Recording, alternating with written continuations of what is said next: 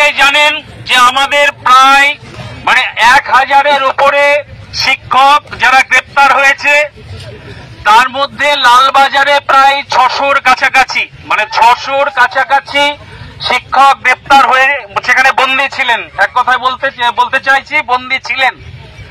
তো সেখানে আমাদের যারা শিক্ষক ছিল লালবাজারে, তারা একটা ডেপুটেশন দিয়েছে, লালবাজারে ডেপুটেশন দিয়েছে এবং তাদেরকে পুলিশের রিলিজও দিয়েছে। কিন্তু আমাদের লালবাজারে গ্রেপ্তার হওয়া শিক্ষক বা পিটিশনারদের একটাই দাবি যে আমাদেরকে ওয়াই চ্যানেল ফিরিয়ে দিতে হবে, 1 নম্বর। 2 নম্বর, মুখ্যমন্ত্রীর সঙ্গে সাক্ষাতের ব্যবস্থা করে দিতে হবে এই আগামীকাল। এই বলে আমাদের যে 600 জন শিক্ষক সেখানে ডেপুটেশন জমা করেছে এবং পুলিশ বলেছে যে আপনাদের আমরা পরবর্তীতে জানাচ্ছি বলে সেই ডেপুটেশনের কপি নিয়ে তারা বাইরে বেরিয়েছে অন্য কোথাও সাক্ষাৎ করার জন্য, এবং সেখান থেকে রিসিভ কপি না পাওয়া পর্যন্ত আমাদের যারা বন্দী পিটিশনার তারা কেউ ফিরবে না বলে দিয়েছে। তাহলে আপনারা কি বাড়ি ফিরবেন? না। আপনারা কি বাড়ি ফিরবেন?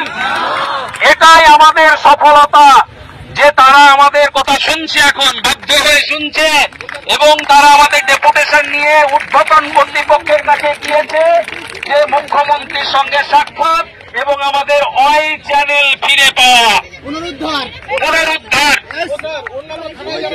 আচ্ছা, এবার যেটা বলি, অন্যান্য থানা থেকে যেটা রিপোর্ট এসছে, এই যে লালবাজার এদেরকে রিলিজ করেছে 600 জনকে, এখান থেকে অর্ডার যাবে সেখানে ছেড়ে দেওয়ার জন্য এবং প্রত্যেকে রিলিজ পাবে প্রত্যেকটা থানা থেকে, এবং তারা প্রত্যেকে ওয়াই চ্যানেল এসে জমায়েত হবে। আমরা আশা রাখছি আপনারাও কেউ যাবেন না।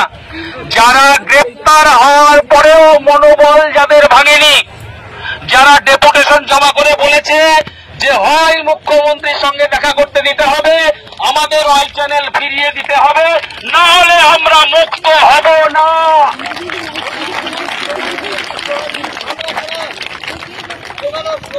এই কথাটুকুই বলার ছিল। আমি আশা রাখছি আপনারা কেউ এই শহীদ মিনার ছেড়ে যাবেন না।